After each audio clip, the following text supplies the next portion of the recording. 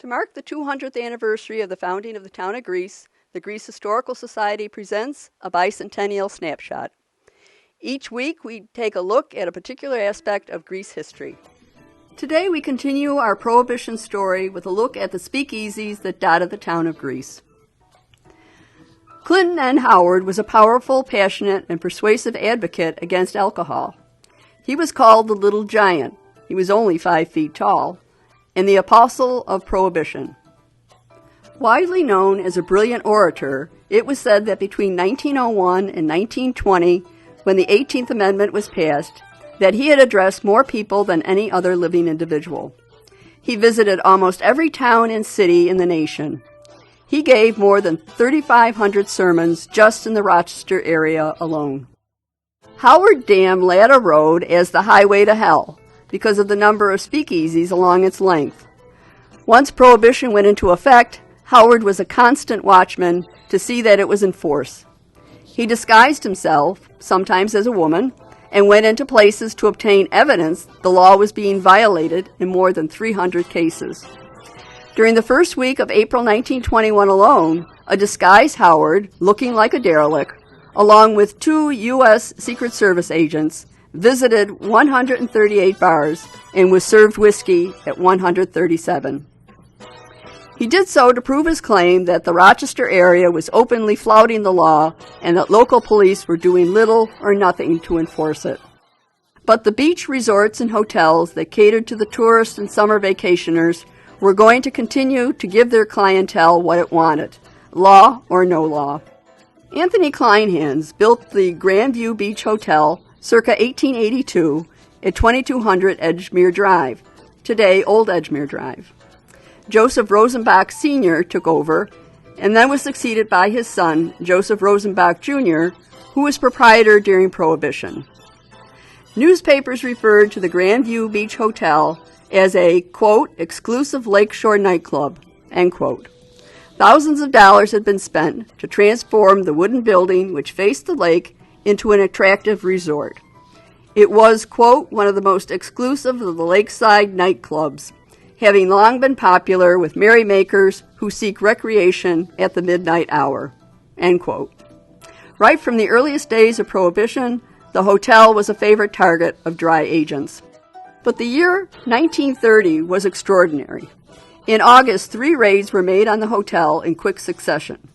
The raids marked the first time within the memory of any of the Rochester agents that a place had been visited 2 nights in succession. When the agents staged their surprise raid on the afternoon of Wednesday, August 6, 4 barrels of beer immersed in the cool waters of Lake Ontario, which flowed through a cellaret under the bar room, were found.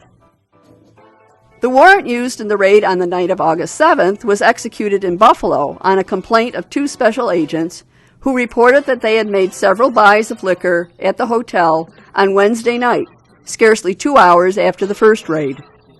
Agents swarmed into the crowded barroom just as the evening's gaiety was getting underway. Catching a glimpse of the raiders approaching the door, Harry Lames, the bartender, began smashing every bottle within reach. The tinkling glass spurred the agents to greater speed.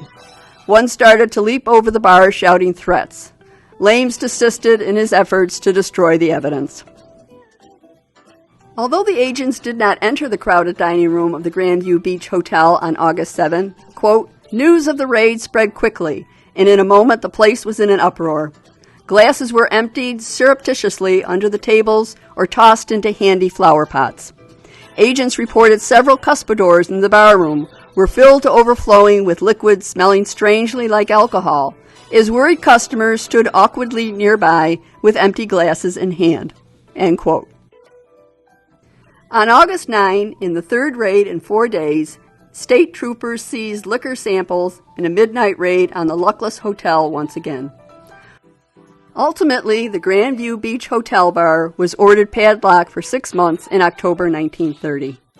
The Sea Glades Hotel Bar Restaurant, located at 788 Edgemere Drive, was known by various names over the years: Outlet Cottage, Lakeview, The Breakers, Surf Club, and Edgewater. But during the height of the Prohibition era, it was called Sea Glades. The proprietor, Ward Vaughn, was considered the most genial of hosts and a highly personable character. At the Sea Glades, Vaughn had a class trade who liked to spend freely and stay late. It became Vaughn's custom to invite his customers to the darkened porch of the Sea Glades to watch the cases of whiskey and bags of ale as they were imported from Canada from a boat idling just beyond the sandbar. He figured it proved his claim that his product was right off the boat. The rum runners, however, didn't like so many witnesses, so they shifted to a nearby cove and loaded the liquor into an automobile and then delivered it to Sea Glades. Vaughn, reluctant to give up his nighttime drama, just substituted his own employees offloading empty wooden cases from a boat borrowed from a friend. His customers none the wiser about the charade. Mike Conroy's Pine Tree Inn, located at 1225 Ridge Road West at the terminal of Mount Read Boulevard, was formerly the home of the Lay family, one of the early settler families in Greece. The name comes from the pine trees which used to surround the apple orchards. It was converted to a tavern hotel around the turn of the 20th century and was purchased by Conroy in December 1928. An immigrant from Belgium, whose real name was Clement Versluis, Conroy started boxing about 1920. During his 10-year career, he won 65 of his 79 bouts, 42 by knockouts. He also won several heavyweight titles here in New York State and in South America. He was a sparring partner of Gene Tunney during the 5 years leading up to Tunney's defeating Jack Dempsey for the heavyweight crown. Conroy also fought exhibitions with Jack Dempsey. Dempsey and Tunney were the two leading boxers of the Prohibition era. The congenial Conroy, known as the Bull of Ridge Road, didn't let the Volstead Act get in the way of his turning the Pine Tree Inn into a local hotspot. His establishment was raided by dry agents in August 1929 and in May 1930, and padlocked in December 1932.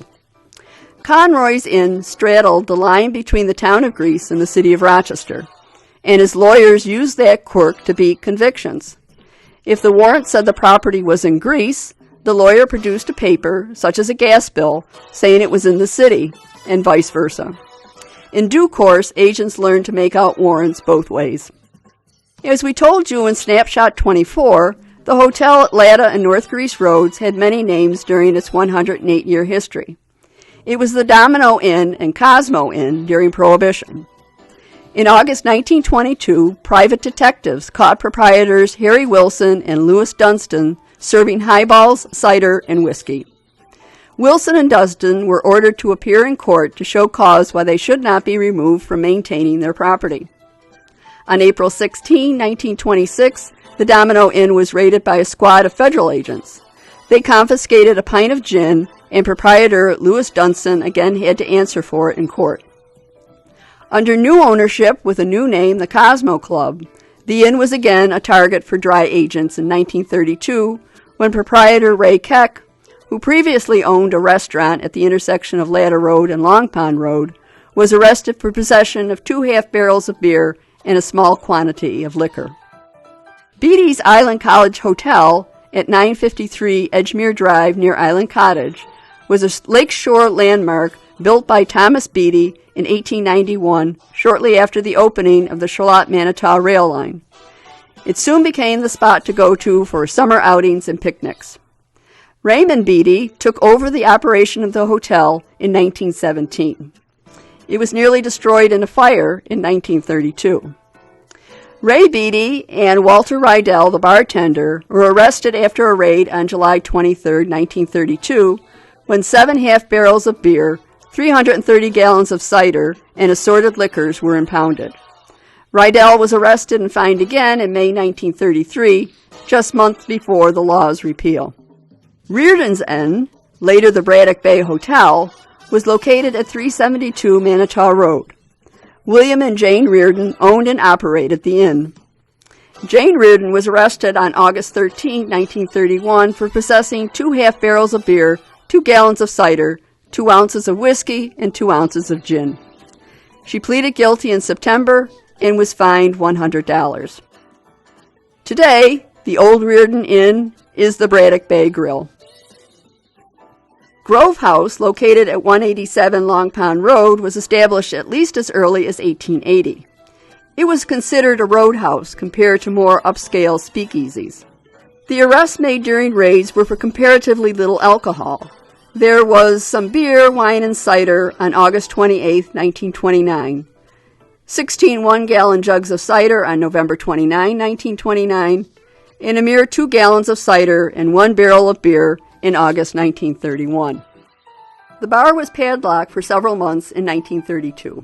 Grove's house alcohol was supplied by the Staud Brothers.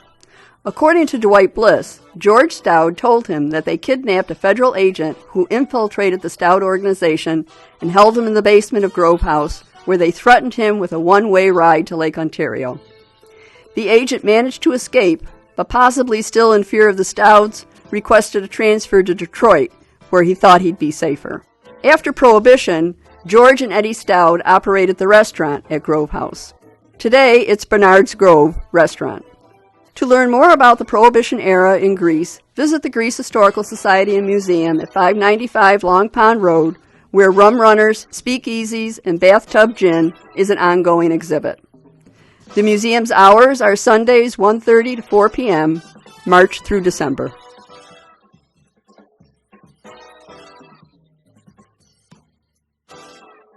Thanks for joining us this week. Next week, endemics, pandemics, epidemics. This is Maureen Whalen, inviting you to join us next Tuesday for another Bicentennial Snapshot, presented by the Greece Historical Society. Want to learn more for the Greece Historical Society and Museum? Then click that subscribe button for more content and hit that bell icon to get notified when there's more Bicentennial Snapshots. You can visit us on the web at GreeceHistoricalSociety.org. You can find us on Facebook at Greece Historical Society, and you can stop in at the Greece Historical Society at 595 Long Pond Road.